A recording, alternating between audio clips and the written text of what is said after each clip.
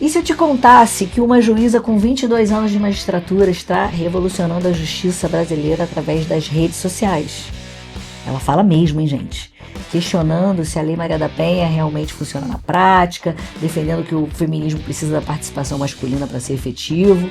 Uma magistrada que saiu dos gabinetes para as telas e virou fenômeno digital. Eu sigo ela e é maravilhoso. E eu sou a delegada Tatiana Queiroz e você está no Delegada Dá o Papo, onde a justiça encontra as redes sociais, onde a magistratura vira militância digital e onde descobrimos que uma juíza está usando sua experiência para educar o Brasil sobre violência doméstica. Hoje, a nossa convidadérrima é a doutora Luciana Fiala, juíza titular do 5º Juizado da Violência Doméstica. Olha que coisa... E estrela do documentário Juízo e autora de artigos como Masculinidade Feminina e Crimes Cibernéticos contra as Mulheres. Preparem-se para questionar tudo que vocês pensam sobre a Lei Maria da Penha.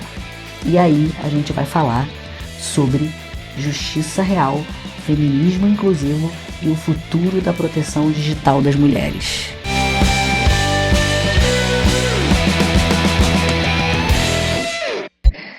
Obrigada por você ter vindo aqui.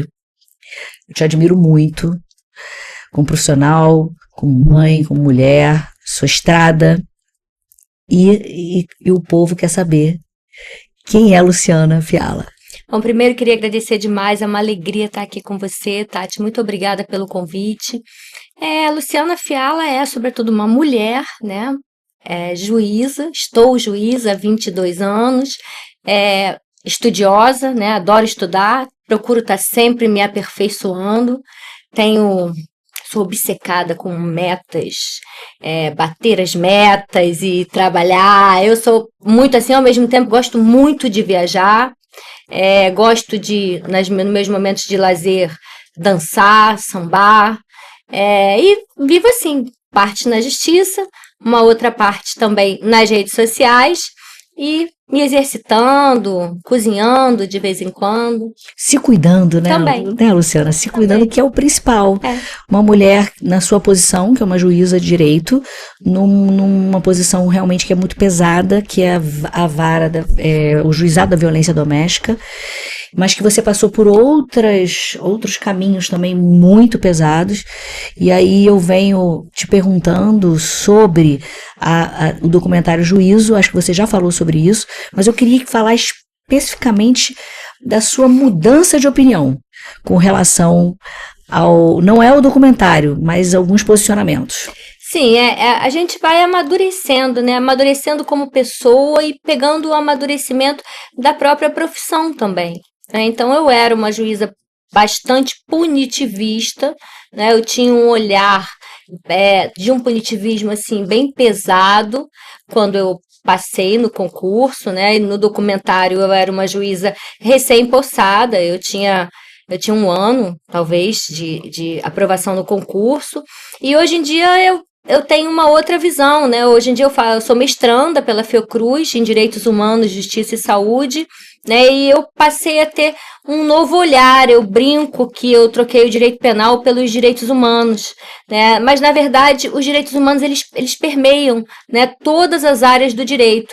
Então, eu posso dizer que eu não me considero uma juíza garantista, mas eu me considero uma juíza mais razoável, no sentido de sopesar as consequências de tudo aquilo que eu faço com mais rigor até do que eu fazia antes. Então, essa questão dos presídios, né? Eu não sou a favor de soltar nenhum inocente, não sou a favor de soltar nenhum bandido, não é isso que eu estou falando. O que eu estou falando é que a gente tem crimes e tem penas, né? E dependendo da pena que é dada ao indivíduo e aquilo que ele cometeu, o histórico dele, a personalidade dele, a gente tem que sopesar se ele pode ou não cumprir aquela pena em liberdade.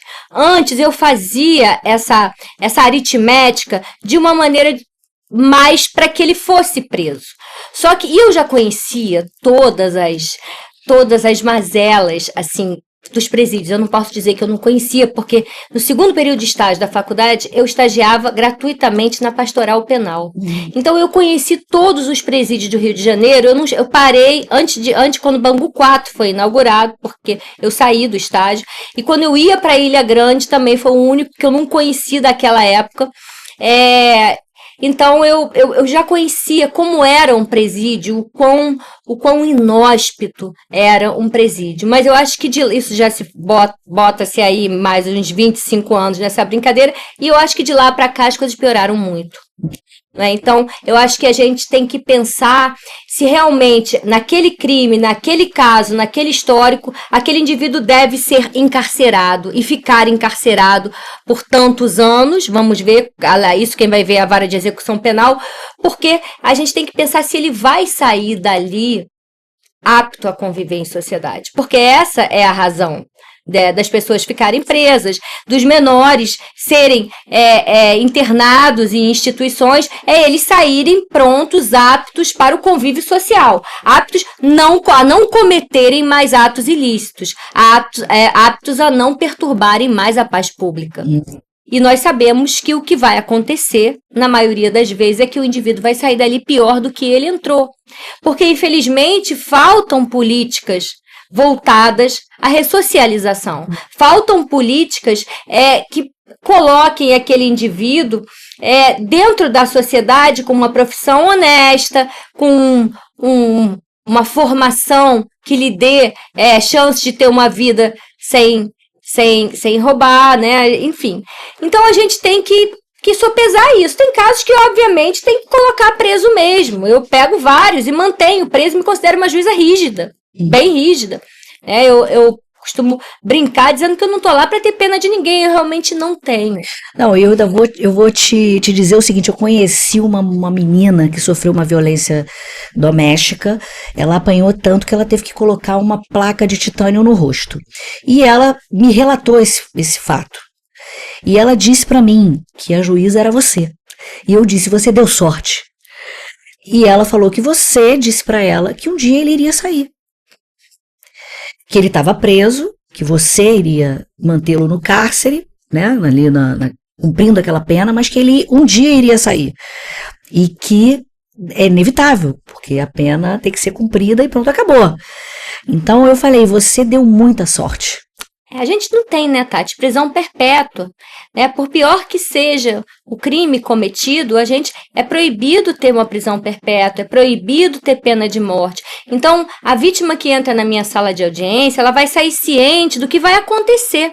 Né? A gente tem que falar claro, seja com a vítima mulher, seja com qualquer outra vítima, a vítima de um roubo, a vítima de um furto, explicar quais são os próximos passos. Né? O indivíduo não vai poder ficar preso para sempre, a gente não tem essa possibilidade. Né? Então, o ideal era que ele saísse dali melhor do que ele entrou. Né? Mas nem sempre isso acontece. A gente lá na violência doméstica tem os grupos reflexivos de homem, né? Em que eles, quando estão em regime aberto, são primários, vão cumprir a pena, uma pena relativamente pequena, a gente coloca para cumprir liberdade, mas obriga eles a frequentarem esses grupos como condição do cumprimento da pena em liberdade. E o índice de reincidência é baixíssimo, ele fica abaixo de 7%. Isso é muito interessante, porque a Maria Rosa Nebel, que é a secretária da administração penal, né, ela implantou os grupos reflexivos lá dentro do presídio. Tô sabendo. Isso é uma iniciativa que só o Rio de Janeiro tem. Então, pra gente, isso é muito positivo, porque ela falou que muitos homens ali não tinham essa noção de responsabilização. E que depois que assistem a palestra ou a qualquer atividade que ela faça ali, eles têm essa consciência e percebem que às vezes é um padrão familiar. Né? Sim, essa questão da masculinidade, ela está muito ligada a aspectos culturais da nossa sociedade. Né? Então, a nossa sociedade, o homem nasce sob aquele império do homem não chora. Então, o homem não chora, o homem não sente, o homem não fala de sentimento. Né? Então, o homem briga, homem é voltado à violência. Porrada. Aprende isso desde pequeno, ele é forte, ele é viril, ele é provedor. E às vezes, quando deixa de ser provedor, a violência dele vai num crescente, né? E quem está mais próximo dele é a mulher. Então, quando a gente fala sobre essa necessidade de ressignificação da masculinidade, a gente está falando que a gente gosta dos homens, a gente quer os homens do nosso lado, né? Mas a gente quer que os homens valorizem as mulheres e prestigiem a ideia de que mulheres merecem igualdade de oportunidades, igualdade de condições que, infelizmente, materialmente, na prática, nós sabemos que ainda não há. Né? Então, a gente quer homem parceiro, a gente não quer homem proprietário. Você falou de duas questões. A primeira é a informação que a vítima precisa ter do pós-processo, que é muito difícil. Ela fica num calvário, né? Ela procura e um fala uma coisa, o outro fala outra coisa. Igual a vítima, não vou minimizar, né, a Polícia Civil, mas também faltam algumas informações para aquela vítima seguir o caminho correto. E você faz esse trabalho, você explica o passo a passo. E isso não é comum os juízes fazerem depois do processo, não? Ou é feito? Sim, teve uma pesquisa no CNJ, tem uns 2 ou 3 anos, e perguntando às vítimas como é que tinha sido dentro da sala de audiência. E a maior parte delas saiu dizendo que não sabia quem era o juiz. Então, ali a sala de audiência, quando alguém está entrando, é como se fosse a minha casa. Então, eu quero receber a pessoa, eu quero acolher a pessoa, seja ela uma vítima, seja ela uma testemunha, seja ela um acusado, que também não está ali para ser tratado como um lixo. Ele também tem direito de defesa. Mas como eu recebo as pessoas ali, eu quero que elas saibam o que está acontecendo, o que eu estou falando. Daí a minha linguagem acompanha o interlocutor. Então, como o interlocutor fala, é como eu vou falar com ele. Então, se eu pegar uma mulher instruída, Zona Sul, com mestrado, tem muitas, né? Porque a violência doméstica é a violência mais democrática que tem.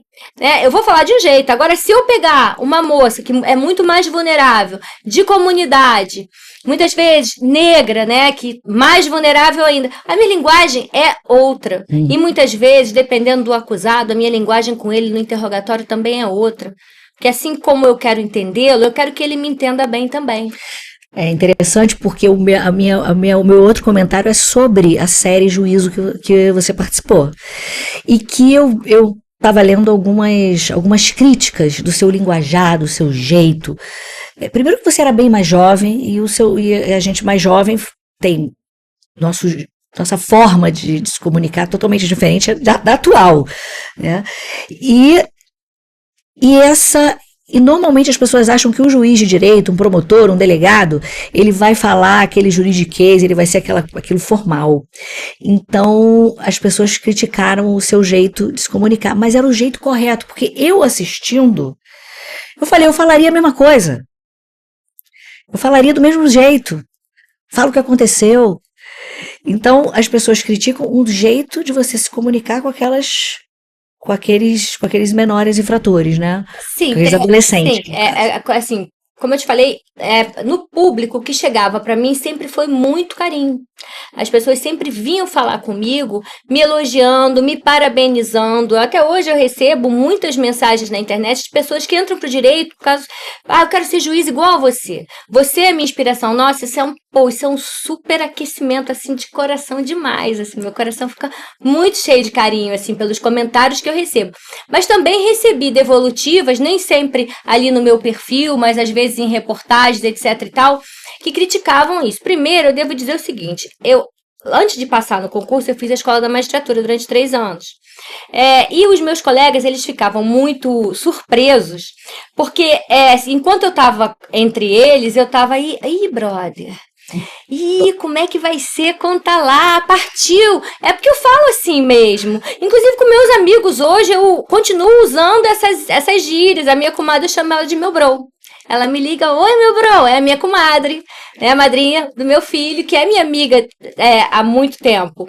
Então, eu utilizo, eu sou cariocaça da Gema, então eu utilizo todas essas gírias, né? Agora, na hora que eu tinha que me apresentar lá na frente, fazer um trabalho, aí a minha linguagem, ela mudava completamente. Aí esses meus colegas de EMS ficavam assim pra mim, Lu, eu não sei como é que você consegue falar assim com a gente, chegar lá em cima você falar de maneira completamente diferente, mas é a ocasião. Exatamente. A ocasião. Então ali eu tava no meio de um monte de menor infrator, a vara era de menor infrator, então eu ia falar como? empolada, né? Algumas pessoas também colocavam o seguinte: ah, não, ela tratava muito mal os adolescentes. Eu tratava, gente, como se eu tivesse que dar uma bronca num filho meu. E eu sou exatamente assim.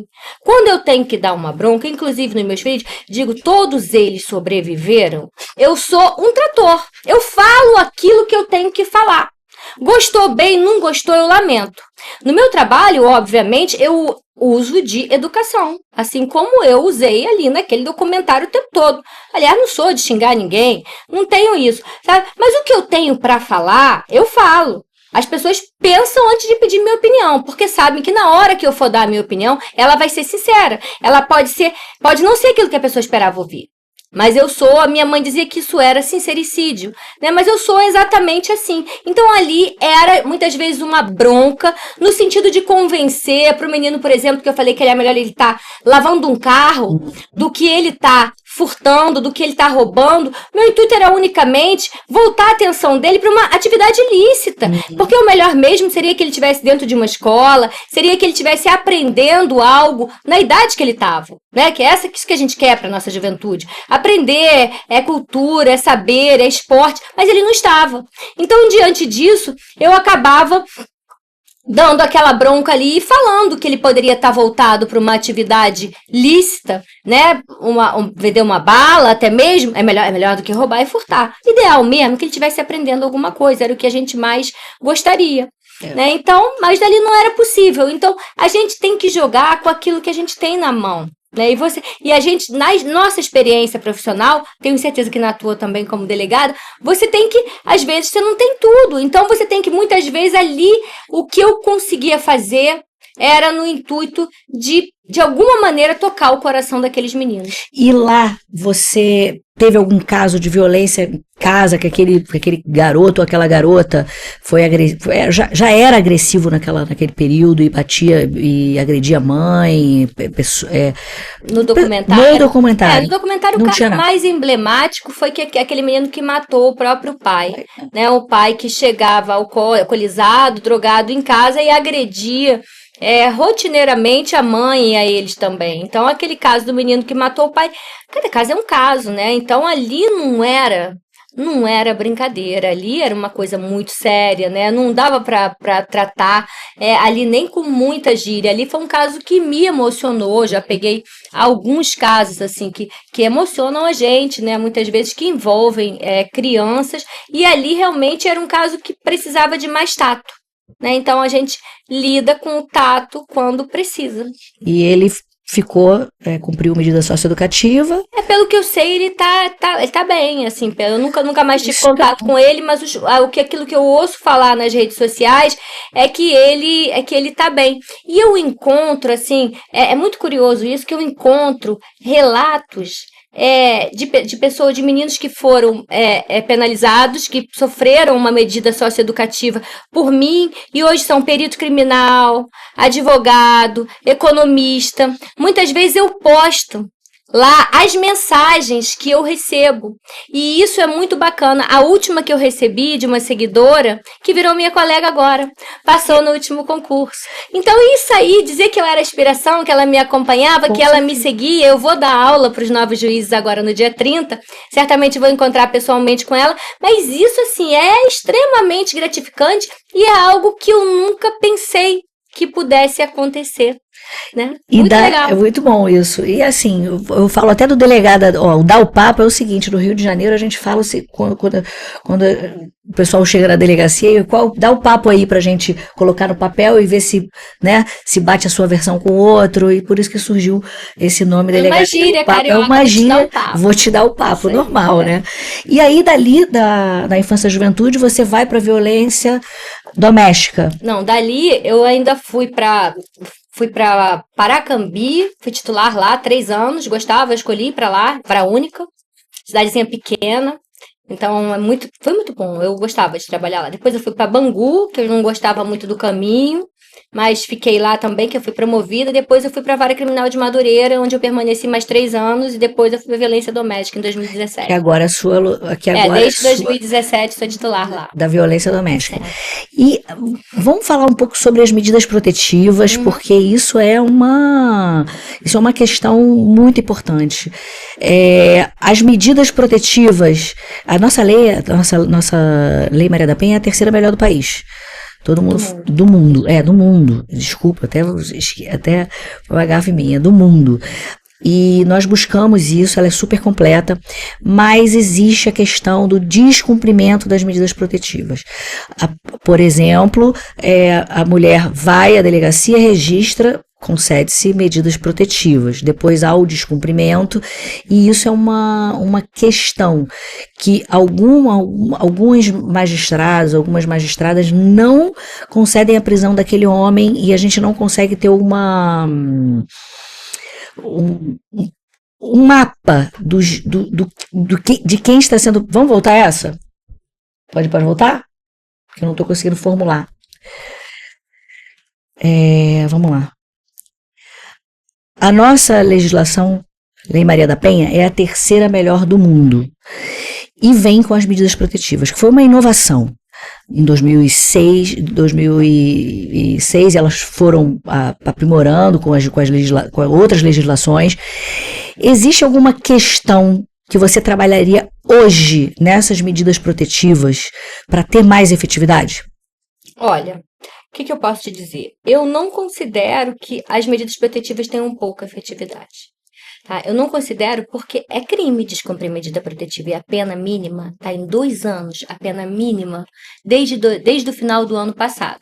Então, é uma pena que começa em 2 anos. As medidas protetivas, elas são deferidas, quando é o caso de deferimento, e a patrulha ou a Ronda Maria da Penha acompanha o cumprimento dessa medida. Então, eu não sei te dizer o número, porque é muito grande, de indivíduos que são presos em flagrante porque a vítima aciona a patrulha ou a ronda no momento do descumprimento. Então, o sujeito ele é preso ao lado da vítima, quando ele deveria manter distância de 200, 300, 500 metros dela. Vai falar o quê para mim? O que ele vai contar para mim? Se ele foi preso em flagrante ali, do lado da vítima, que ele tinha que estar a metros dela. O que ele vai contar para mim? Né? Então, vamos lembrar o seguinte, que o crime de medida protetiva não é um crime que protege só a vítima. A vítima é vítima secundária. A administração pública, ou seja, a ordem judicial descumprida, é que é, em tese, o que a lei visa proteger. Então, primeiro é o ela deixou, ela me chamou, meu amigo, tinha uma ordem judicial. Eu adoto a corrente, são 3 correntes aí, mas eu adoto a corrente que descumpriu, está descumprindo a minha ordem judicial. Então, nesses casos que é pego do lado, difícil até. Nos casos que manda mensagem, que tá lá a data da mensagem, tá lá a foto do sujeito na audiência, senhor, esse aqui é seu número de telefone? Vai falar mais o quê? Quer dizer, então, o sujeito fica preso por isso. E fica preso mesmo, ainda mais agora que são 2 anos. Né? Então, eu não vejo uma falta de efetividade, não.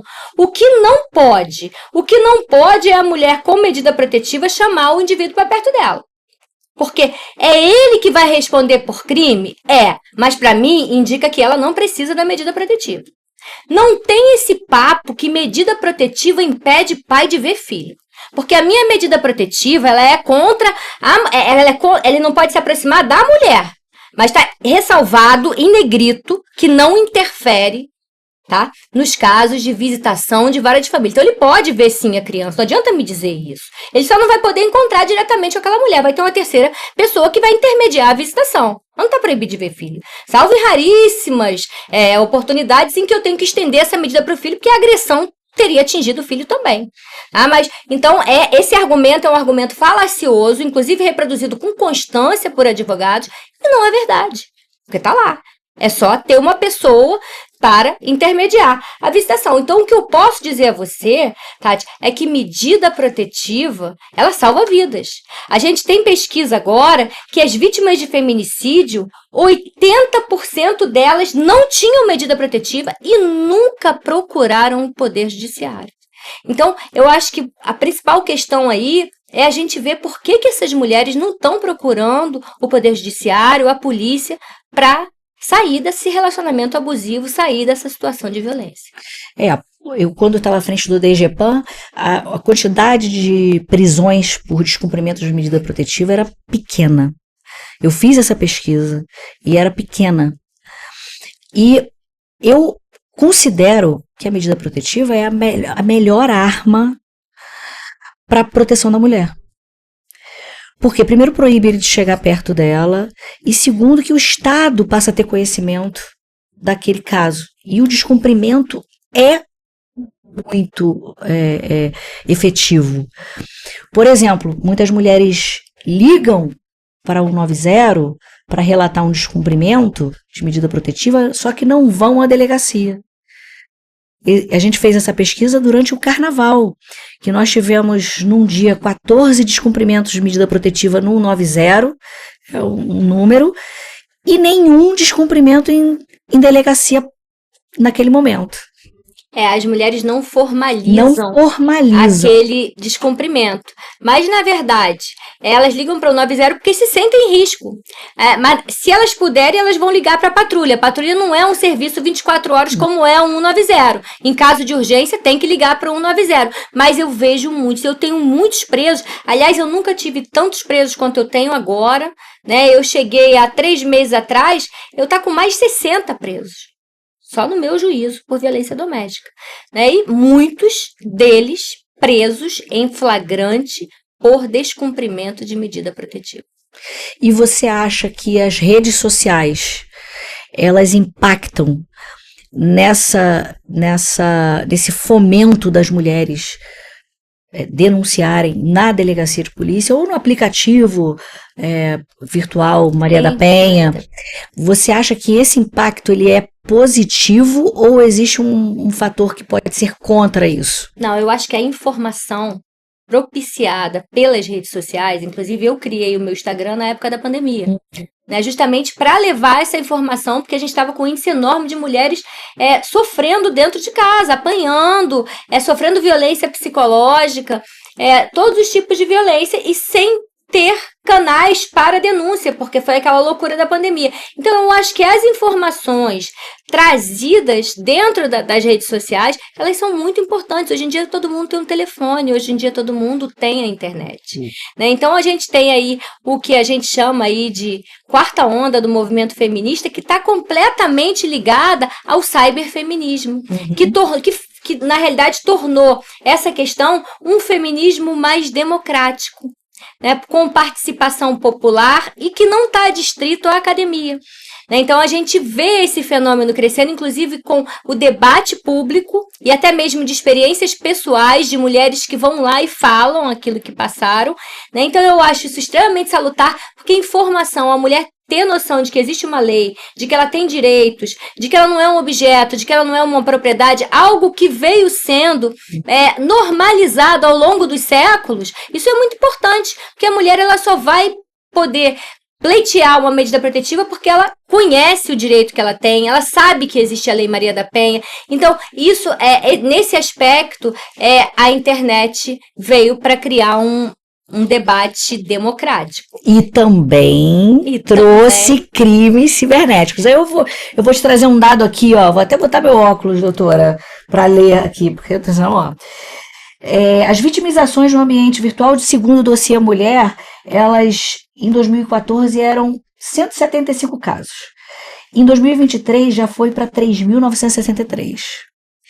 Então, além de ser um ambiente democrático, como a juíza falou, elas são atacadas em ambiente virtual também, que também veio fruto da pandemia, que as pessoas não estavam... Aí é a outra face da moeda, né, Tati? Ao mesmo tempo que ela propicia o debate, ela propicia a difusão de informações, ela também contribui com a disseminação de um discurso de ódio, de um discurso misógino, de discursos que partem de premissas sabidamente falsas, com o intuito de espalhar notícias falsas, com o intuito de, obviamente, intuitos mil, né? Então, a gente vê aí a questão da misoginia, A misoginia, ela tá numa lei pouco falada, e uma lei de 2015, salvo engano meu,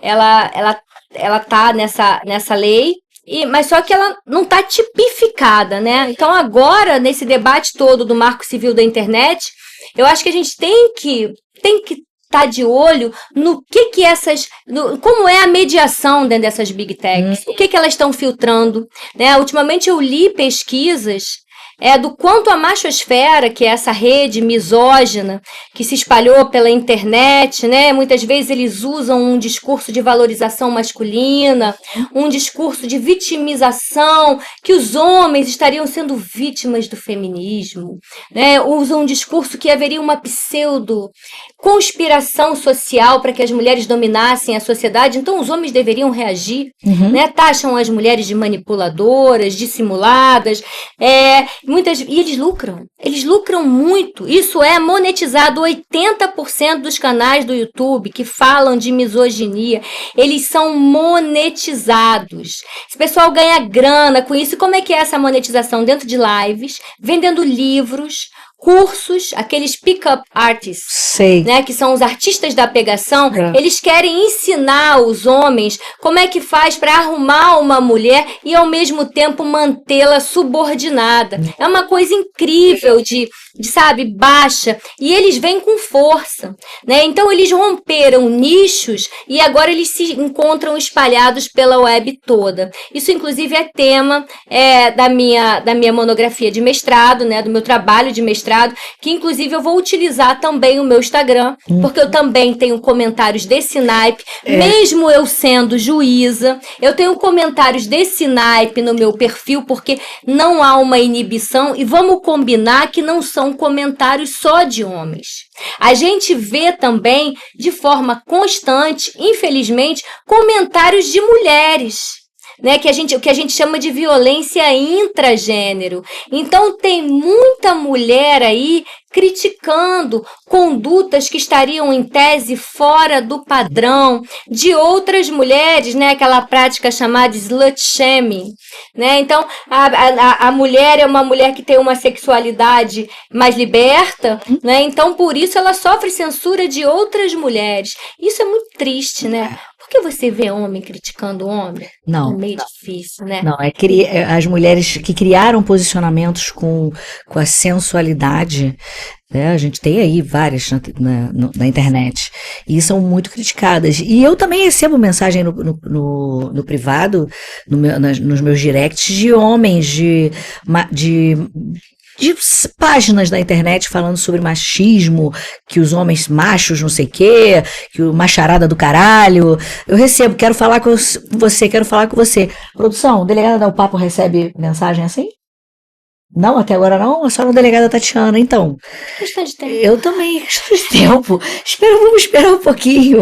A verdade é essa. Então a gente recebe isso e a gente fica assim, pensando em que realidade essas pessoas vivem, né? Porque a gente vive num país que morre 4 mulheres por dia. 4 por dia, tá? Mas essas mulheres, elas não são mortas em confrontos na rua, em guerra civil, não. Elas são mortas dentro de casa, na grande maioria das vezes por parceiros e ex-parceiros. E isso não pode ser normal, pessoal. Né? Aí vem aqueles comentários, morrem muito mais os homens, mas os homens não morrem mortos por suas parceiras ou ex-parceiras. Eles morrem na rua, geralmente vitimados por outros homens. E não por mulheres. Existe uma grande diferença em relação a isso. Não, e fora que quando uma mulher morre, ninguém berra. E quando um homem morre, as mulheres normalmente berram. E aí eu vou também um pouco mais profundo. Aí a gente vai um pouco sobre carreira, né? A carreira. Normalmente as mulheres apoiam muito a carreira do homem, né? E os homens não apoiam tanto das mulheres. Nós somos privilegiadas, né? Você sabe disso. Sim. Então, e aí, falando sobre privilégios, né? Você escreveu sobre masculinidade feminista. E assim, eu queria saber um pouco mais sobre isso. O que você escreveu? Então, a questão da masculinidade feminista está ligada ao homem que é o parceiro, ao homem que entende que a mulher também pode ter uma profissão, a mulher também pode brilhar na sua profissão, ter sucesso, ter êxito, tal qual o homem também pode e deve ter. Né? Então, os relacionamentos saudáveis, sejam eles em termos amorosos ou em termos de amizade, com homens e mulheres, né, a gente tem que ter aquele homem que apoia, aquele homem que tem a masculinidade que é hoje desejável, que não é deixar de ser homem, né? Mas é ser um homem que apoia, é ser um homem parceiro, é ser um homem livre dessas amarras, né, de que o homem tem que ser violento, de que o homem tem que ser provedor, né? Assim, provedor para mim até hoje era o meu pai. Assim, fora ele, mais ninguém. E ele falava isso. Meu pai ele era bem machista, ele era cearense, cangaceiro, eu brincava que ele era cangaceiro, mas ele disse para mim que eu tinha que estudar para ser o que eu quisesse ser.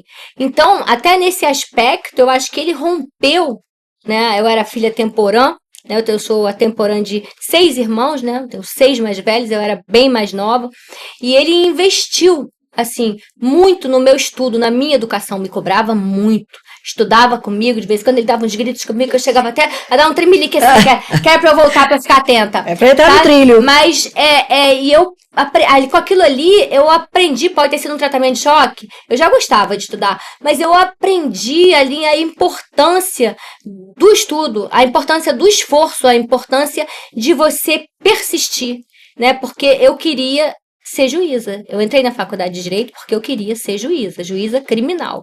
Hoje em dia eu não quero mais ser juíza criminal. Não quer mais ser juíza criminal. Quer ser o quê agora?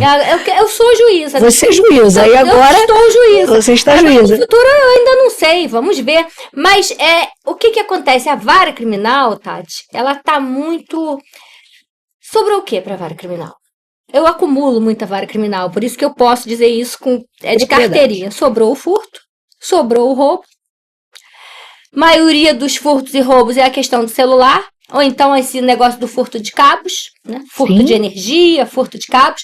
Eu peguei agora um caso bizarro, acho que foi uma das poucas vezes que eu vou conseguir condenar alguém por roubo de cabo. Porque para você condenar, a pessoa tem que chegar ali e dizer para você, eu vi ele pegando cabo. É muito grave, causa transtorno a todo mundo. Outro dia lá a gente ficou sem luz dias lá com o gerador, né, por conta disso.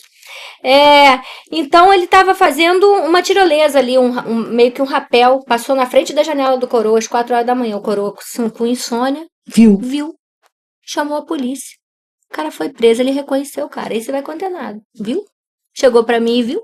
Quer dizer, a coisa chega numa bizarrice. Aí o que mais tem na vara criminal? Aí a vara criminal vira uma miscelânea, porque eu pego o lance de maus tratos a animais, rinha de galo, né? Perturbação em sepultamento, em que não acharam o cara no GCRIM, vai pra vara criminal. Então a vara criminal vira um negócio assim, porque a organização criminosa vai pra organização criminosa. O júri vai pro júri, né? Violência doméstica tá abarcando quase tudo. Agora eu venho abarcando todas as relações familiares em que há conflito e existe uma vítima mulher.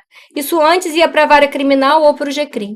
Agora está vindo para a violência doméstica. Então, a vara criminal está muito esvaziada. E o sistema penal, né, hoje, com a minha experiência, eu vejo a seletividade dele. Então, esse negócio de ficar prendendo preto e pobre não é minha praia. E eu não fiz concurso para a Justiça Federal. Porque lá tem os crimes financeiros. Boa. Então, isso aí é uma coisa que me dá uma embrulhada no estômago. Eu acabo tendo que questionar o policial, num caso de suposto tráfico, 1000 vezes, a cor da casa que ele entrou para prender o indivíduo, para ver se vai bater com o que o outro policial disse. Porque a gente fica numa situação difícil, porque a nossa própria polícia é uma polícia racista. É uma polícia que faz nas comunidades o que ela não vai fazer aqui na Zona Sul. Né? E o tratamento, eu sei que as condições são adversas pra caramba. Eu sei que tem policial morrendo de tiro dado por seteira na hora que o cara desembarca do caveirão pra tirar aqueles artefatos de metal que eles colocam pra não entrar na comunidade. Eu acho os caras uns heróis. Tá? Mas eles não podem agir diferente do que eles agem aqui com pessoas que são honestas e que moram em comunidades. E isso acontece.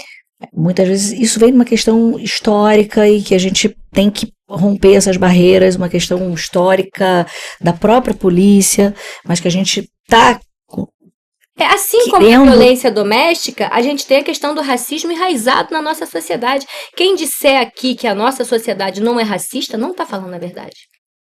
Não está falando a verdade. Então, a gente ainda tem aquela impressão que você olha um homem negro na rua, você pensa o quê? Que ele é voltado ao trabalho braçal. Isso é estereótipo. É estereótipo que atinge o homem. Então, ele não é necessariamente voltado ao trabalho braçal. Isso tudo por quê? Porque nós temos pouquíssimos negros em posição de poder. Juízes, né? Advogados bem-sucedidos. Temos temos alguns que são, né? Mas a grande maioria ainda está sem acesso, né? Eu acho que essa questão das cotas contribuiu muito para a gente ter uma sociedade mais diversa. Mas isso acarreta o quê? Isso acarreta a quantidade de feminicídios enorme envolvendo mulheres negras e que não baixa, enquanto que os feminicídios que vitimam mulheres brancas, eles estão decaindo. Interessante essa sua fala. Agora, o que você percebe que tem mais mulheres negras em espaços de poder do que homens? Não sei. Porque muitos pais falam o que você ouviu do seu pai? Olha, eu acho que tem muitas mulheres negras que estão vencendo na vida. E é bonito demais de ver. A gente tem aí juízas, a gente tem auxiliares lá no CNJ, a gente tem mulheres de muito valor, né? A gente tem aí repórteres, já tinha, né? Agora a Maria veteranaça. Porque eu acho que muitos pais e muitas mães falaram isso para as filhas. Porque tem gente honesta pra caramba, né? Gente honesta pra caramba que diz pros filhos o que tem que ser. Ao mesmo tempo, a gente vê também muitas famílias completamente, se eu vejo na violência doméstica, completamente desestruturadas e que muitas vezes é a filha que chama a polícia para defender a mãe. E isso engloba também as mulheres idosas, que tem essa questão da violência contra o idoso, que está latente. E que você trouxe isso, a gente estava conversando nos bastidores, e você trouxe esse assunto é pouco falado, a violência contra mulheres idosas.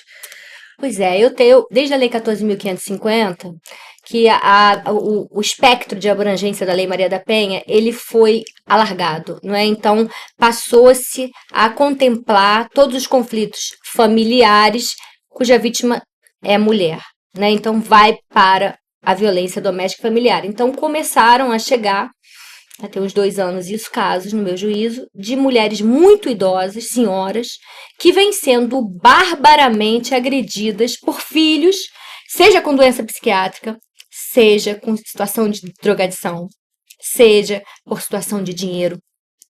Né? Então, eu pego casos de irmãos contra irmãs que também estão brigando pelo dinheiro da mãe. Então, tudo isso que antes ficava no fim da pilha da vara criminal ou do GCRIM, né, porque são processos difíceis, processos que doem. Imagino que muitos idosos devem ter morrido sem ver a conclusão do seu processo. Isso agora está indo para a violência doméstica. Né? Então, são situações muito difíceis. Eu digo isso porque eu cuidei do meu pai e da minha mãe. Meu pai ficou comigo até morrer. Meu pai teve 13 anos de Alzheimer e eu fiquei com ele os 13 anos morando com ele. Né? Então, eu acho que não é mais que minha obrigação. Porque eu só tô aqui por causa deles. Então, eu tenho muita dificuldade de entender, Tati. Uma filha, por exemplo, que eu chamei de testemunha, o sujeito jogou a chave da casa pela janela e se prendeu no apartamento com a mãe. E a mãe ligou para a filha vir socorrê-la. E a filha não foi. O policial ficou na porta 2 horas. O condomínio chamou o chaveiro para libertar a senhorinha. Então, eu chamei essa menina na minha sala e disse assim, não, eu não podia ir, não. Eu tenho uma filha de 1 ano, eu tenho um marido, eu não podia ir, não, eu podia se entender.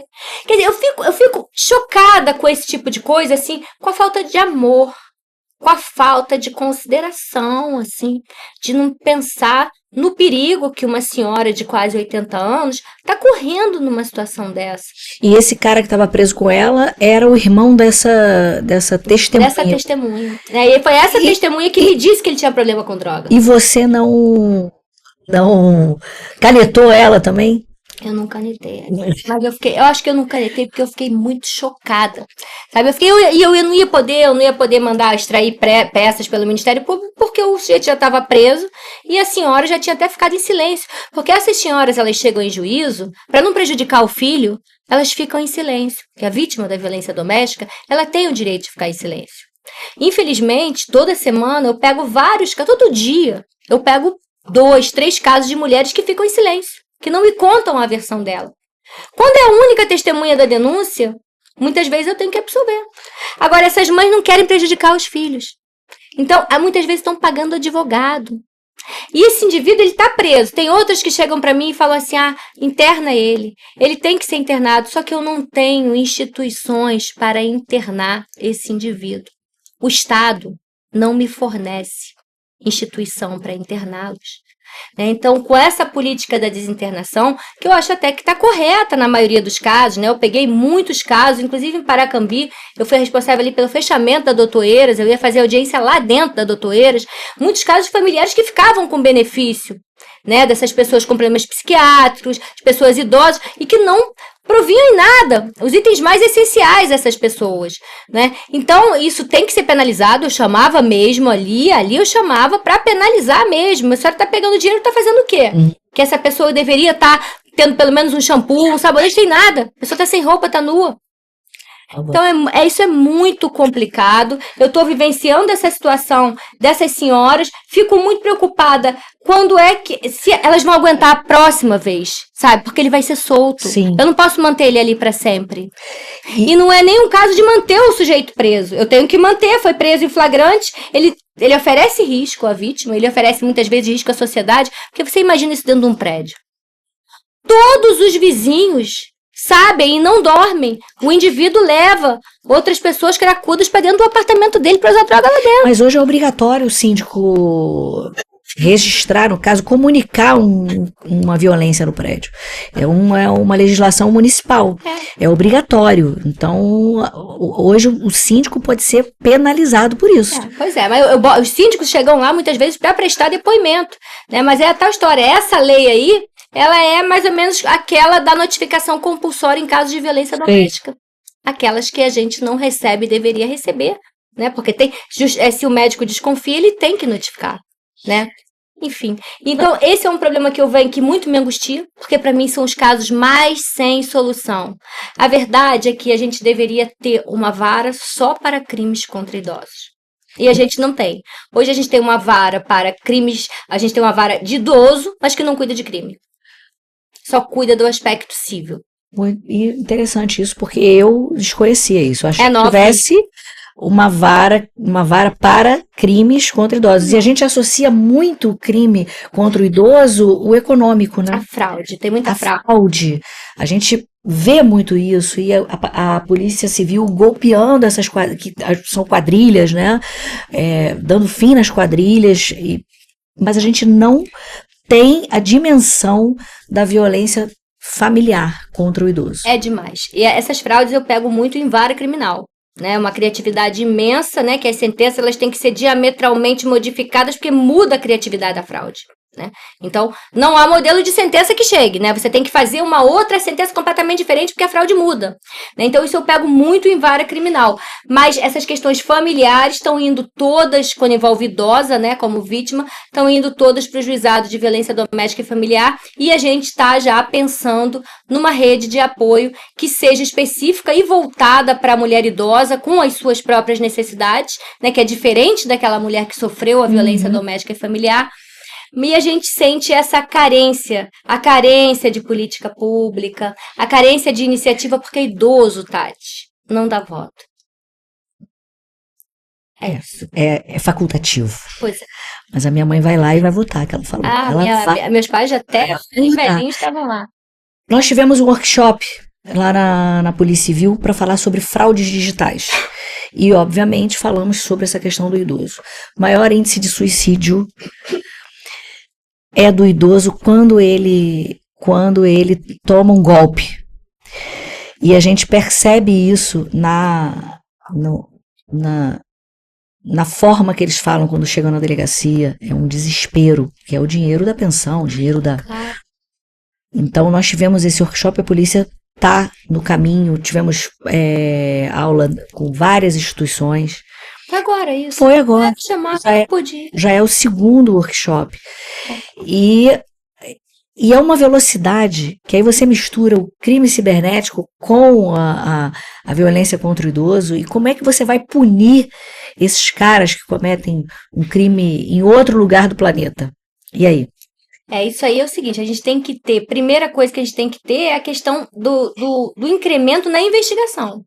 A gente precisa ter os policiais, as delegacias, com a efetiva possibilidade de apurar esses crimes, né? Isso é o primeiro passo, né? A gente percebe que para isso tem que ter investimento público.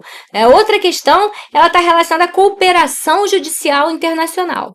A gente existe, mas a gente tem que fortalecer e difundir esses laços, porque tem muitos colegas juízes que não conhecem esses mecanismos, né? E eles existem, eles estão mais atrelados à Justiça Federal, mas nós da Justiça Estadual também podemos fazer uso dele.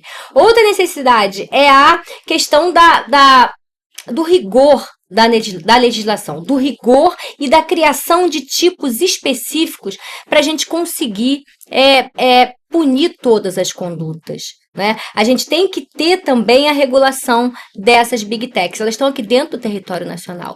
Então, como qualquer empresa estrangeira aqui dentro, elas têm que respeitar a nossa legislação.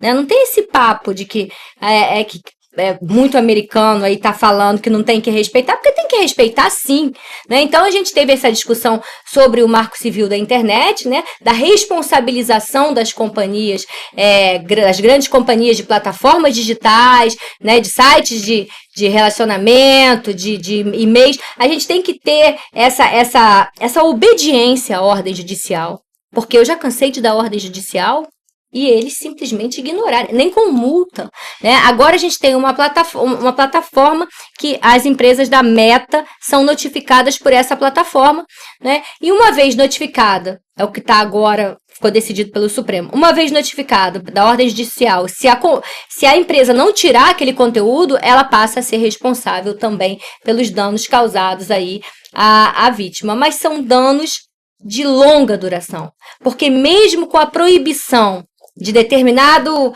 site, determinada rede social não veicular aquilo, se aquilo ali já foi compartilhado, a gente perde o controle. Se está compartilhado dentro de grupos, a gente perde completamente o controle de como é que é. Então a vítima fica com a sua imagem exposta quase que de eterno. E sua saúde mental abalada, porque uma vez eu até fiz essa pergunta, nos crimes a gente abandona, porque normalmente a gente fala, vamos encaminhar a vítima, entra numa delegacia de atendimento à mulher, vamos encaminhar a vítima para a rede de apoio, né? Vamos encaminhar e tal, tá tudo certo. E a vítima que sai de uma delegacia especializada de crimes de informática? Ela sai com encaminhamento para a rede de apoio? Duvido. Não sai. Duvido. Eu tive um caso que o cara era um hacker desse, e a menina terminou com ele fazia um certo stalking, uma perseguição com ela, e ele sabia o que ela estava ouvindo, então ela bloqueava ele criava perfis falsos. Tá escutando funk a essa hora? Ele sabia o que ela estava escutando. Ela pediu uma pizza, estava com uma amiga estudando, tinha prova, pediu uma pizza, assim que a pizza chegou, ela recebe um desses e-mails que ela não sabia de onde vinha. Essa pizza estava gostosa de matar. Ela tinha acabado de comer a pizza. Ela e a amiga, acabou o estudo. Como é que elas iam estudar para a prova no dia seguinte? Depois elas ficaram esperando elas terem algum tipo de reação por conta da pizza. Felizmente não tiveram, né? E esse sujeito, ele acabou sendo condenado lá no meu juízo, embora eu nunca tenha visto ele ao vivo e a cores, porque ele não apareceu. Ele não apareceu? Ele foi condenado à revelia. E aí a prisão, como é que faz? Aí um dia ele vai ser preso, eu tenho certeza. Isso aí tarda, Tati, mas não falha. Tá? Um dia ele vai lá no Maracanã, ele vai. Aí vai ter a câmera ali, ó, e vão pegar ele. Então esses caras que não respondem, esses caras que ficam com a pena em aberto, que são chamados em juízo, de repente, do nada vai preso. Aí, nesse momento, eles se tocam que a justiça é coisa séria. Com certeza, e que não tem impunidade. Agora é o seguinte, Lu, a gente está aqui indo para o nosso finalzinho, infelizmente, porque você é sensacional, você dá o papo mesmo, igual a carioca, dá o papo mesmo. E vamos falar um pouco para as pessoas, principalmente para as mulheres que querem seguir uma carreira jurídica. Qual o seu conselho? O que você falaria para ela, já que você recebe uma enxurrada de mensagens? Então, é o conselho que eu sempre dou, né? Antes de eu passar no concurso, eu fiz um curso chamado Hematologia Jurídica. Eu já tinha feito várias provas, né? Já tinha ficado ali por um triz, fiquei em um ponto em cada uma nas 2 provas de delegado anteriores ao meu concurso. Vou te contar que a minha família comemorava cada vez que eu não passava para delegado. Ela falava, vocês estão contra ou a favor? Não, a gente está a favor, só que a gente tem medo de você morrer. Não. Né? Então, eu não sei. Aí acabei entrando para onde eu tinha que entrar, né? Com certeza. Enfim, mas desse curso, que foi dado pelo professor Luiz Machado, que era da UERJ, que infelizmente não está mais entre nós e é pai de uma colega querida. Faça o seu corpo funcionar ao seu favor. E como é que você faz isso? Se anteveja na profissão que você quer seguir. Então, se você quer ser juíza, feche seus olhos e se veja como juíza, se veja como promotora, se veja como delegada, né? Você tem que fazer o teu cérebro funcionar desse jeito. Então, nunca fala, eu vou esquecer. Sempre fala, eu vou lembrar. Então, eu fazia esquemas, eu fazia mapas, aqueles mapas mentais, com as palavras principais, tipo, uma palavra leva a outra. O principal é o estudo. Então, eu estudava pra caramba, eu passei na 3ª prova, né? Na 3ª prova da magistratura eu passei em tudo. Aí eu passei no provão, na específica e na oral. E, então, nunca se deixe contaminar. Quando você chegar na prova, não fica conversando. Foca a tua energia. Vale a pena levantar para ir ao banheiro. Quando começar a anuviar a tua mente, levanta, vai no banheiro, porque você vai oxigenar o teu cérebro. Estude em ciclos de 50 minutos. 50 minutos para 10. Aí aqui eu vou contar uma história aqui do meu concurso. Pode contar. O meu concurso, ele tinha examinadores que tinham posições muito sugêneres, que tinham posições muito próprias. Então você passa, depois que passou no provão, para a específica, estudem a posição do examinador. A sua opinião é a opinião do examinador. Depois que você passar, você fica com a tua opinião. Até lá é aí do examinador. Então eu estudei tudo aquilo. Só que eu tive dois desembargadores afastados, doentes, saíram da banca. E entraram outras pessoas. Na hora da minha prova oral, foi um desembargador em direito civil, que nunca foi algo que batesse o meu coração, porque eu gosto mesmo, é do penal.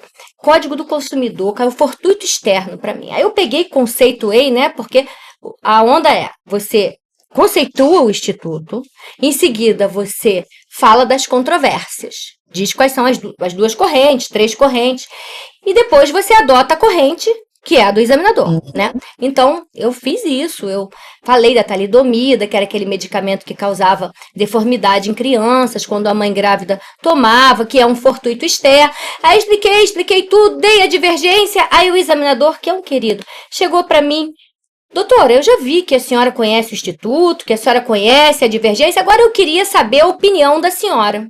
Aí eu pensei cá comigo, ferrou, porque eu não sei qual é a opinião dele, ele era um daqueles que tinha entrado no lugar do que ficou doente.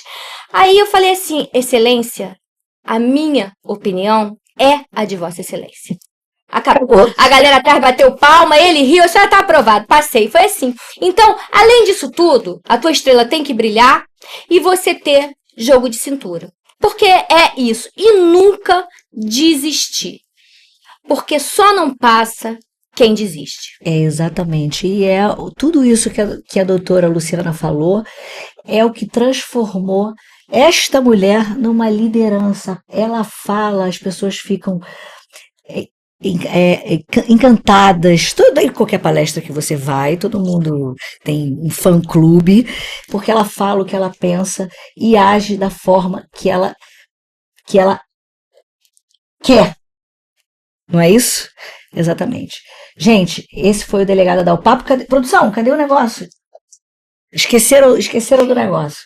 Esqueceram do do caderninho. Eu queria agradecer. Claro. Eu queria agradecer muito a oportunidade de estar aqui, de estar com você, que é uma mulher que eu super admiro. Você fala das minhas palestras, mas você chega lá também e arrebenta, fica todo mundo de boca aberta, né, com as suas colocações, porque você também dá o papo. Você fala aquilo que você sente e aquilo que você considera correto. Por isso que você é essa super mulher. Pô, garota! Olha, o Delegada Dá o Papo foi criado justamente para trazer mulheres como você, como eu, que você está falando que eu sou assim, como outras, e homens também que trabalham com enfrentamento à violência. Então a gente trouxe outros convidados, trouxemos aqui o doutor Akira Sasaki. Ah, um amor, querido. O Akira Sasaki, e ele disse da paridade dos magistrados hoje, que vocês conseguiram 50%. O TJ tem. O TJ tem. O Rio tem. Então, isso é um avanço. Temos que conseguir no país todo. E tem que conseguir. Se já está no Rio, já está bom mesmo. E mulheres, sigam doutora Luciana na rede social. Fala aí. Luciana Fiala. Luciana Fiala, vale a pena. E quando digitar o nome dela, vai aparecer vários rios que estão sensacionais. Esse é o Delegada Dá o Papo. Para a doutora Luciana fazer os mapas mentais. Obrigada. Gente, obrigada pela audiência. Sigam @Delegada Dá o Papo, @Delegada Tatiana Queiroz e dá o seu like aqui.